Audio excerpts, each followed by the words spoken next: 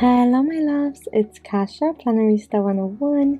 Today I am going to be working on my journal spread for the week of August 23rd through the 29th. I am using the sticker book called Watercolor Goals. It's really pastel-y and full of color and really whimsical with a summer, it seems like summer colors. So that's what I'm going to be using. This planner is the Sophisticated Floral Classic Size Happy Planner, and I hope you guys enjoyed this spread. If you already subscribed to my channel, thank you so much, and if you are brand new, welcome. I hope you like it here. Here we go. Enjoy this video.